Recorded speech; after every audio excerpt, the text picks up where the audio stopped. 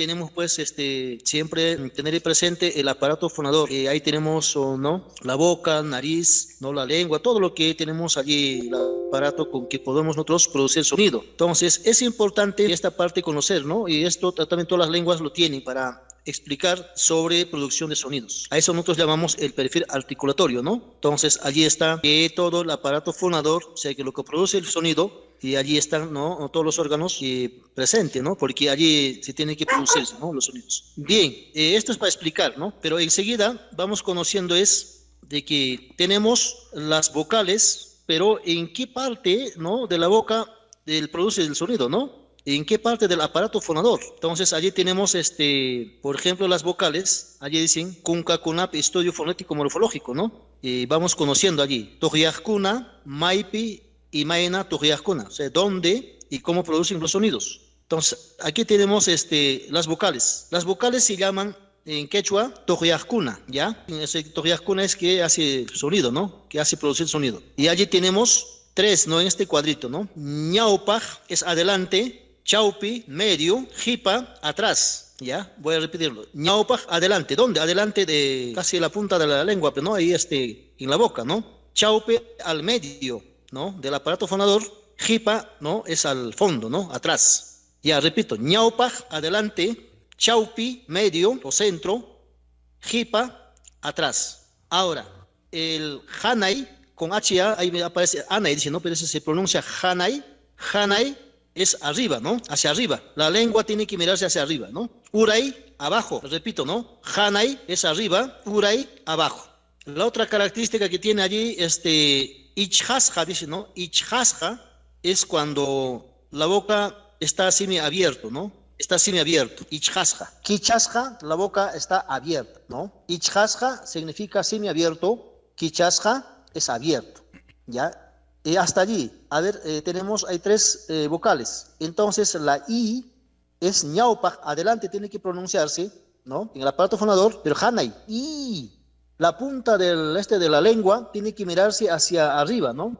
Hanay, hacia arriba, pero adelante, I, ¿no? I. Mira cómo cierra, ichhasja, cómo cierra la boca, no tan cerrado, sino que es semiabierto, pero están juntándose los dientes y luego la lengua tiene que mirarse hacia arriba, ¿ya? I, ¿no? Ahora, diferenciamos con la U, mira, U está atrás, ¿no? A ver, cerramos también un poco más la boca, no es tan abierto, sino que semiabierto, U adentro, ¿no? Es también glotal, está atrás, se llama jipa, ¿ya? Entonces, estas dos vocales se llaman también cerradas, ¿no? En castellano, ¿no? Igual en quechua, mira, estamos encontrando que, mira, ichhasja es prácticamente semiabierto, que es casi cerrado, ¿no? La I es adelante, pero la lengua tiene que mirarse hacia arriba, y la U es adentro, ¿no?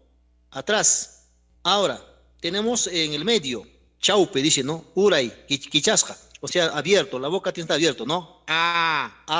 Entonces es como también pronunciarse en la lengua del castellano. Entonces, esa es la característica que tenemos que también tener presente, estimados participantes, para nosotros tener, ¿no? La cierta facilidad también en la producción de sonidos, ¿no? Hasta allí, ¿alguna pregunta? Por favor, con toda la confianza. Sí, muy bien, ¿no? Entonces, significa de que está quedando, me parece que claro, ¿no? Ya, para salir de esta parte, voy a darle nuevamente como iría fuerza, ¿no?